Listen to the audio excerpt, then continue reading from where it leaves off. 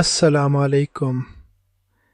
عید الاضحیٰ قریب ہے، منڈیاں سج چکی ہیں، ہر طرف جانوروں کا تذکرہ ہے اور لوگ مہنگے سے مہنگا جانور خریدنے کی دوڑ میں ہیں۔ لیکن کیا آپ نے کبھی سوچا ہے کہ کیا قربانی صرف ایک خوبصورت جانور ذبح کرنے اور اس کا لذیذ گوشت کھانے کا نام ہے؟ قرآن پاک میں اللہ تعالیٰ فرماتا ہے لَن يَنَالَ اللَّهَ لُحُومُهَا وَلَا دِمَاؤُهَا وَلَٰكِن يَنَالُهُ التَّقْوَىٰ مِنکُم۔ اللہ کو ان کا گوشت پہنچتا ہے نہ خون، بلکہ اسے تو تمہارا تقویٰ پہنچتا ہے۔ آج کی ویڈیو میں ہم اس سنت ابراہیمی کی اس حقیقت کو تلاش کریں گے جو ہم اکثر منڈیوں کے شور اور فریزر بھرنے کی فکر میں بھول جاتے ہیں۔ آئیے تاریخ کے اس موڑ پر چلتے ہیں جہاں ایک بوڑھا باپ اپنے بڑھاپے کی اکلوتی لاٹھی اور لخت جگر حضرت اسماعیل کو خواب کی تعمیل میں ذبح کرنے کے لیے تیار ہو جاتا ہے۔ حضرت ابراہیم علیہ السلام کو حکم دیا گیا کہ وہ اپنی سب سے پیاری چیز قربان کریں۔ یہ محض ایک جانور کی قربانی نہیں تھی، یہ محبت کا امتحان تھا۔ باپ نے بیٹے سے پوچھا، بیٹے میں نے خواب دیکھا ہے کہ میں تمہیں ذبح کر رہا ہوں، تمہاری کیا رائے ہے؟ بیٹے کا جواب تاریخ میں سنہرے حروف سے لکھا گیا، ابا جان آپ وہی کریں جس کا آپ کو حکم دیا گیا ہے، انشاءاللہ آپ مجھے صابر پائیں گے۔ جب چھری چلنے لگی تو اللہ نے اس جذبے کو قبول فرما لیا اور جنت سے دمبا بھیج دیا۔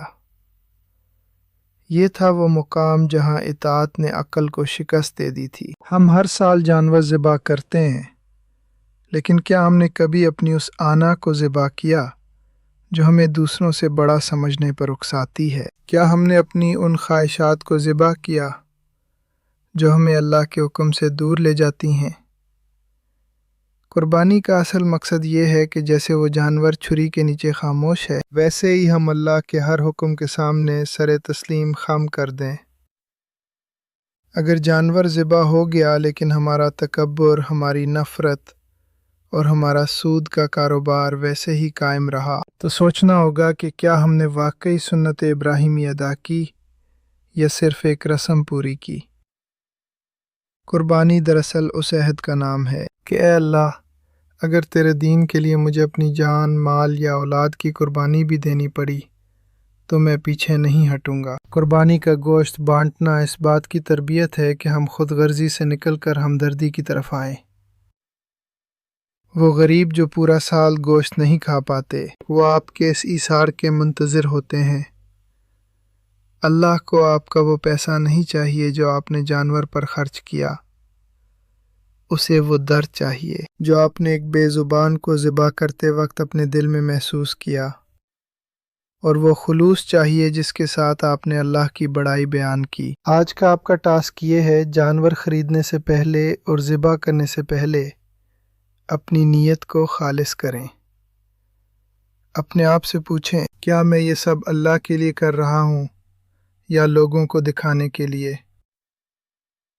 اگر نیت میں تھوڑی سی بھی نمائش ہے تو اسے ابھی توبہ کے ذریعے صاف کر لیں، کیونکہ اللہ صرف پاکیزہ عمل ہی قبول فرماتا ہے۔ دوستو، دعا ہے کہ اللہ تعالی ہماری قربانیوں کو اپنی بارگاہ میں قبول فرمائے اور ہمیں اس کی اصل روح کو سمجھنے کی توفیق عطا فرمائے۔ اگلی ویڈیو میں ہم بات کریں گے قربانی کے جانور اور ضروری شرعی مسائل پر، تاکہ آپ کی قربانی میں کوئی کمی نہ رہ جائے۔ اس ویڈیو کو دوسروں تک پہنچائیں تاکہ عید سے پہلے ہم سب کی اصلاح ہو سکے۔ میں ہوں ذیشان اظہر۔ اللہ حافظ۔